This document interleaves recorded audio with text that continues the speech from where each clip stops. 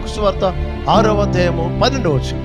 అనేక దయ్యాలను వెళ్ళగొడుతూ నూనె రాసి అడిగా మీకు నూనె ప్రార్థన చేసిస్తాను. రాసుకున్నప్పుడు త్రాగినప్పుడు దేవుడు అద్భుతం చేస్తాడు.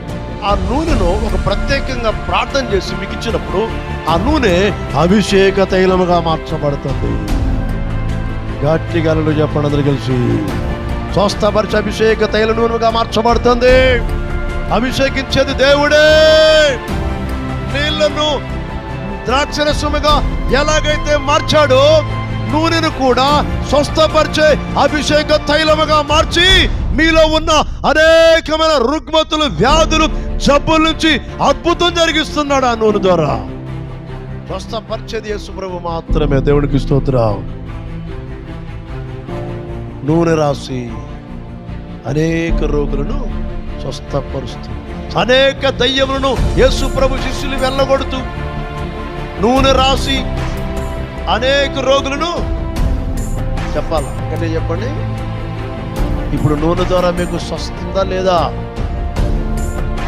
కనాను పెండ్లి విందులో నీళ్లను ద్రాక్షరసముగా ఎలాగైతే మార్చాడో మన ఆరోగ్యము కొరకు నూనెను ఒక స్వస్థపరిచే, ఆరోగ్యం ఇచ్చే, మంచిగా బాగుపడే అభిషేకముగా మారుస్తాడు ఆ నూనెను. దేవునికి స్తోత్రం. మార్కు సువార్త 5వ అధ్యాయము చూడండి.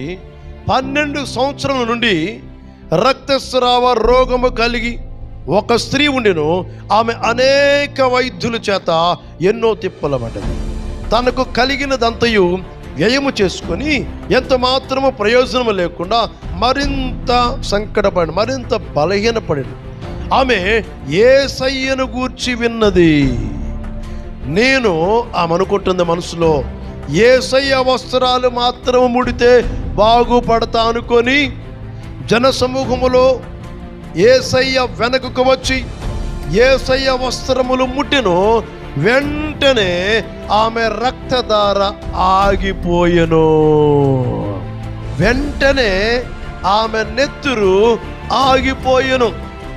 లేదా వెంటనే ఆమె రక్తధార కట్టెను గనుక శరీరములోని ఆ బాధ నివారణ అయిందని గ్రహించుకొనెను. వెంటనే యేసయ్యలో నుండి ప్రభావం బయలు వెళ్ళి ఆమెకు సంపూర్ణమైన ఆరోగ్యం ఇచ్చింది.